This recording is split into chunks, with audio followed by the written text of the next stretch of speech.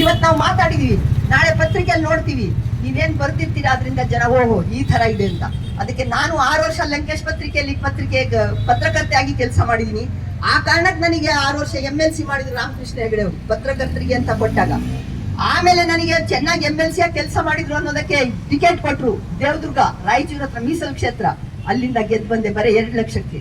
ಯಾಕೆ ಗೆಲ್ಸಿದ್ರು ಅಂದ್ರೆ upper Krishna project ಕೆಲಸ ಇದ್ದಾಗ ಆಗ ದೇವೇಗೌಡರು, ರಾಮಕೃಷ್ಣ ಹೆಗಡೆ, ನಜೀರ್ ಸಾಬ್, ಜಯಂತ್ ಪಟೇಲ್ ಅವರೆಲ್ಲ ಬಂದು ಹೇಳಿದ್ರು ಒಂದು ಭಾಷಣದಲ್ಲಿ, ನೋಡಿ ಇವ್ರಿಗೆ ನಿಲ್ಸಿ, ನೀವು ಇವ್ರಿಗೆ ಗೆಲ್ಲಿಸ್ಕೊಳ್ಳಿ, ಆ ಕೆಲಸನ ನಾವು 5 ವರ್ಷದಲ್ಲಿ ಮುಗಿಸ್ತೀವಿ ಅಂತ. ಅದು ಮಾಡಿ ಮುಗಿಸಿದ್ವಿ, ಹಸಿರಾಯ್ತಲ್ಲಿ. ಆದ್ರೆ ಹಾಗಂತ ಎಲ್ಲಾ ಪ್ರಾಜೆಕ್ಟ್ಗಳು ಆಗ್ಬೇಕಂತಿಲ್ಲ. ಯಾವ್ದಾಗ್ಬೇಕು ಯಾವ್ದಾಗ್ಬಾರ್ದು ಅನ್ನೋದನ್ನ ಯೋಚನೆ ಮಾಡುವಷ್ಟು ಶಕ್ತಿ ಇವತ್ತು ನಮ್ಮ ಜನಗಳಿಗೆ ಬರಬೇಕಾಗಿದೆ. ಇಲ್ಲೇ ವಕೀಲರು, ಬಹುಶಃ ವಕೀಲರು, ನ್ಯಾಯಾಧೀಶರು, ಮೊನ್ನೆ ನೋಡಿ ನ್ಯಾಯಾಧೀಶರ ಮೇಲೆ ತಮ್ಮ ಕಾಲಿನ ಶೂಸ್ ಅನ್ನ ಎಸೆಯುವಂತಹ ಒಂದು ಕೀಳುಮಟ್ಟದ ಕೆಲಸವನ್ನು ನಾವು ವಕೀಲರು ಮಾಡಿದ್ದಾರೆ. ಇದು ಇಡೀ ವಕೀಲರ ಇದಕ್ಕೆ ಸಂತತಿಗೆ ಒಂದು ಅಪಮಾನ. ಯಾಕೆಂದ್ರೆ ವಕೀಲರು ಒಳ್ಳೆಯವರು ಇರ್ತಾರೆ. ನಮ್ಮಲ್ಲಿ ಒಂದು ಬಹಳ ಒಂದು ಮಾತ ಇದೆ, ಏನಂದ್ರೆ ವಕೀಲರ ಬಗ್ಗೆ, ಒಬ್ಬರ ಒಂದು ಮಗು ಹುಟ್ಟಂತೆ ವಕೀಲನಿಗೆ ಆಗ ಸೈತಾನಗಳೆಲ್ಲ ಎದ್ದು ಡ್ಯಾನ್ಸ್ ಮಾಡಕ್ ಶುರು ಮಾಡಿದ್ವು ಅಂತ. ಯಾಕೆಂದ್ರೆ ನಮ್ಮ ಸಂತತಿ ಬೆಳೀತು ಅಂತ ಆ ರೀತಿನೂ ಹೇಳ್ತಾರೆ. ಆದ್ರೆ ಮಹಾತ್ಮ ಗಾಂಧಿ, ಬಾಬಾ ಸಾಹೇಬ್ ಅಂಬೇಡ್ಕರ್ ಇವರೆಲ್ಲರೂ ಕೂಡ ವಕೀಲರಾಗಿದ್ರು. ಪ್ರಾಮಾಣಿಕವಾಗಿ ಹೇಗೆ ವಕೀಲತ್ವವನ್ನ ಮಾಡ್ಬೇಕನ್ನೋದನ್ನ ಹೇಳಿದ್ರು. ಬಸವಣ್ಣನವರು ಅರ್ಥಮಂತ್ರಿ ಆಗಿದ್ರು. 12ನೇ ಶತಮಾನದಲ್ಲಿ ಒಬ್ಬ ರಾಜನ ಹತ್ರ ಇದ್ದು ಕೂಡ ಹೇಗೆ ನಾವು ಪ್ರಾಮಾಣಿಕವಾಗಿ ಕೆಲಸವನ್ನ ಮಾಡಬೇಕು, ಯಾವ ರೀತಿ ದುಡಿಬೇಕು, ಯಾವ ರೀತಿ ರಾಜನ ಅರಮನೆ ಆಗಿರ್ಬಹುದು, ಎಲ್ಲೇ ಆಗಿರ್ಬಹುದು, ನಾವು ಪ್ರಾಮಾಣಿಕವಾಗಿ ಕೆಲಸ ಮಾಡಕ್ ಸಾಧ್ಯ ಇದೆ ಅನ್ನೋದನ್ನ ಬಸವಣ್ಣವರು ತೋರಿಸಿದ್ರು. ಇವತ್ತು ಸಾಂಸ್ಕೃತಿಕ ನಾಯಕ ಆಗಿ ಅವನನ್ನ ನಾವು ಈ ಕರ್ನಾಟಕದ ಜನ ನಾವು ಒಪ್ಕೊಂಡಿದ್ದೀವಿ.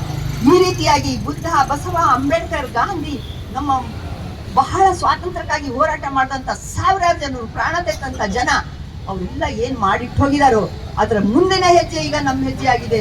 ಆಗ ಅವರಿದ್ದ ಕಾಲದಲ್ಲಿ ಯಾವ್ಯಾವ ಮೂಢನಂಬಿಕೆಗಳಿದ್ವೋ ಅವನ್ನ ನಾವು ದೂರ ಮಾಡಬೇಕಾಗಿದೆ.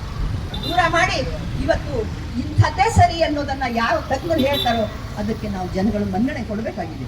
ಯಾಕೆಂದ್ರೆ ಇವತ್ತು ತಜ್ಞರು ಬಹಳಷ್ಟು ಒಳ್ಳೆ ವಿಚಾರಗಳನ್ನ ಅಂಥ ವಿಚಾರಗಳನ್ನ ನಾವು ಸೋಸಿ ಹೌದೋ ಅಲ್ವೋ ಅನ್ನೋದನ್ನ ತಿಳ್ಕೊಂಡು ಅದು ಸರಿ ಅನ್ಸಿದ್ರೆ ನಾವು ಅದ್ರ ಕಡೆ ಗಮನ ಹರಿಸಬೇಕು.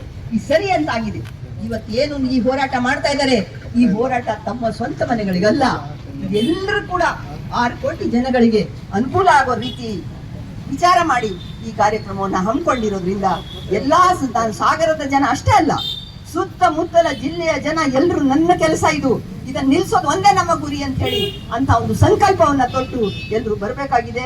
ಬಂಧುಗಳೇ, ಇದರಿಂದ ಆಗುವಂತ ಅನ್ಯಾಯ, ಅಪಚಾರ ಮತ್ತು ತೊಂದರೆಗಳು ಒಂದೆರಡಲ್ಲ, ಅದನ್ನ ವರ್ಣಿಸಕ್ ಸಾಧ್ಯ ಆಗಲ್ಲ. ಬೇಕಾದ್ರೆ ಇದ್ರ ಬಗ್ಗೆ ಒಂದು ಫಿಲಂ ಮಾಡಿ ತಾವು ತೋರಿಸ್ಬೇಕು.